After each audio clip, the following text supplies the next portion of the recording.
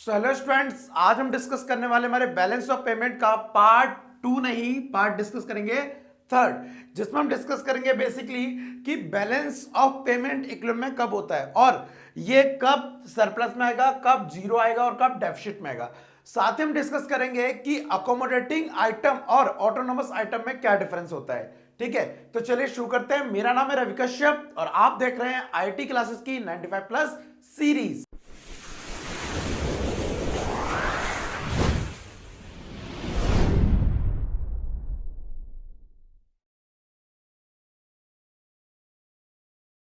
तो स्टूडेंट, जैसा कि आज का टॉपिक है, आज के टॉपिक में सबसे पहले हम डिस्कस करेंगे कि हमारा जो बैलेंस ऑफ पेमेंट है, भुगतान शेष, वो कब संतुलन में होता है, इक्विलिब्रियम में होता है। तो सबसे पहले आपको बता दूं कि हमें पता है, हमने लास्ट क्लास में डिस्कस किया था कि जब बैलेंस ऑफ पेमेंट निकाला जाता है तो इसको दो अकाउंट में रिकॉर्ड किया जाता है। सबसे पहला होता है करंट अकाउंट, चालू खाता, और दूसरा कैपिटल अकाउंट, पूंजी खाता। अब तो यहां पर जब बैलेंस निकालते हैं करंट अकाउंट का, मतलब करंट अकाउंट में जितना भी पैसा आ रहा है जा रहा है उसका बैलेंस, ठीक है, निकल के आया प्लस का 200, जो कि लास्ट क्लास में हमने एग्जांपल भी लिया था। कैपिटल अकाउंट का मान के चलते हैं, जो बैलेंस निकल के आया वो आया -130। और एरर एंड ओमिशन का मतलब होता है भूल चूक, जिसका मतलब होता है अगर कोई एंट्री आपने रिकॉर्ड नहीं करी या भूल गई या गलत हो गई तो उसको रेक्टिफाई कर लीजिए। ये मान के चलते हैं एरर एंड ओमिशन हमारा कितना है, 0।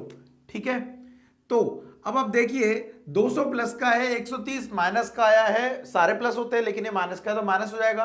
तो जो उसका सम आएगा वो आएगा 70। अब ये 70 है वो तीन तरह के केस में आ सकता है। अभी तो क्या आ रहा है, प्लस में आ रहा है।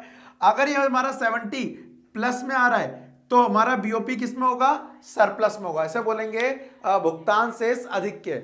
वही साथ अगर हमारा जो ये टोटल है जीरो आता है तो हम कहेंगे हमारा जो बीओपी है वो संतुलन में है, इक्विलिब्रियम में है। साथ ही अगर ये टोटल हमारा माइनस में आता है तो हम बोलेंगे हमारा जो बीओपी है वो डेफिसिट में। एग्जांपल के लिए अगर मैं इसे 430 कर देता हूं, किसको, बैलेंस ऑफ कैपिटल जो है कैपिटल अकाउंट का है, तो यहां से 230 बचेगा, वो भी किसका, माइनस का।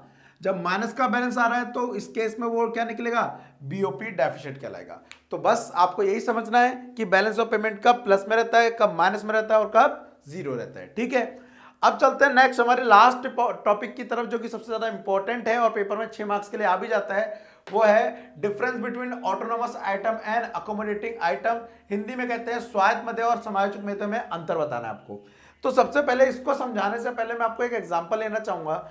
एग्जांपल के लिए माना मैंने ये कि मेरी एक शॉप है, आपको समझने के लिए इजी रहेगा।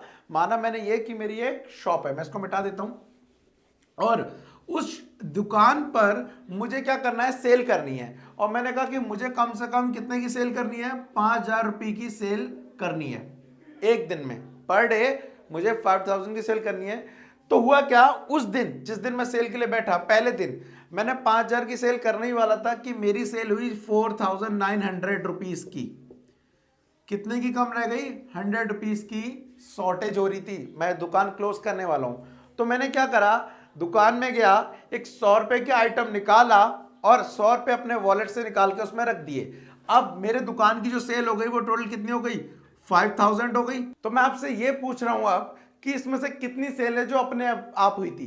तो आपकी जानकारी के लिए बता दूं, 4900 की जो सेल है वो तो अपने आप हुई है, लेकिन 100 रुपए की हमने जानबूझ के करी है ताकि बैलेंस को लाया जा सके, इक्विलिब्रियम को लाया जा सके।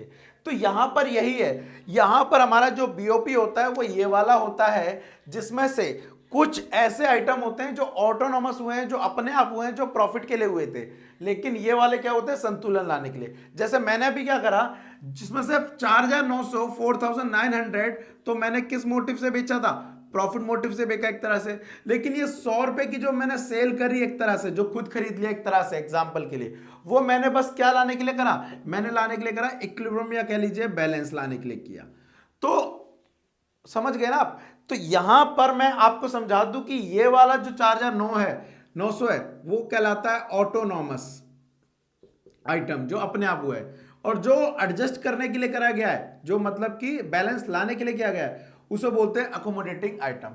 तो यही डिफरेंस है ऑटोनॉमस और अकोमोडेटिंग आइटम में। ऑटोनॉमस आइटम वो आइटम होते हैं जो प्रॉफिट मोटिव से बीओपी में रिकॉर्ड होते हैं, कोई भी ट्रांजैक्शन होती है, ठीक है, हम विदेश से इंपोर्ट कर रहे हैं, एक्सपोर्ट कर रहे हैं, गुड्स हो चाहे सर्विस हो चाहे यूनिलेटरल ट्रांसफर हो कैपिटल ट्रांसफर हो, जो प्रॉफिट मोटिव से हो रहा है। लेकिन जो ट्रांजैक्शन ओनली बीओपी को बैलेंस लाने के लिए की जाती है, मोस्टली क्या करती है गवर्नमेंट अपने बीओपी को बराबर लाने की कोशिश करती है, तो इस चक्कर में कुछ ट्रांजैक्शन को क्रिएट करती है, ठीक है। तो वो जो क्रिएट करी गई ट्रांजैक्शन है उन्हें बोलते हैं कौन सी है ट्रांजैक्शन, अकोमोडेटिंग ट्रांजैक्शन, या जिन ट्रांजैक्शन को रिकॉर्ड किया था उन्हें बोलते हैं अकोमोडेटिंग आइटम, ठीक है। सो जस्ट बिकॉज ये मेन है कौन सा वाला, ऑटोनोमस आइटम जिसे बोलते हैं स्वायत्त मदई, ये मेन है, और ये क्या है, ये एक्चुअली वुमेन नहीं, मतलब इसका मतलब है ये टेम्पररी है जो की रिकॉर्ड किया था जस्ट बिकॉज ऑफ इक्विलिब्रियम लाने के लिए। तो इसको अबव द लाइन के आइटम भी बोला जाता है, किनको, ऑटोनॉमस को, और अकोमोडेटिंग आइटम को बिलो द लाइन के आइटम भी बोला जाता है। तो होपफुली आपको समझ आ गया होगा कि ऑटोनॉमस और अकोमोडेटिंग आइटम में क्या डिफरेंस है। तो आज के लिए इतना ही, इस टॉपिक में इतना ही था। साथ ही यहां पर हमारा बीओपी का चैप्टर भी खत्म होता है क्योंकि इसके सारे कॉन्सेप्ट खत्म हो गए हैं। अगर आपको लगता है कोई कॉन्सेप्ट रह गया तो प्लीज कमेंट्स बॉक्स में बता देना। साथ ही अगर कोई डाउट हो तो लाइव सेशन में डिस्कस कर लेना। लाइव सेशन के लिए आपको बता दूं कि मैं फेसबुक पे इन्फॉर्म करता हूं, तो फेसबुक की डिटेल आप नीचे से ले सकते हैं, डिस्क्रिप्शन मिल जाएगी, ठीक है। तो मिलते हैं अगली क्लास में। आज के लिए thank you, tata and bye bye.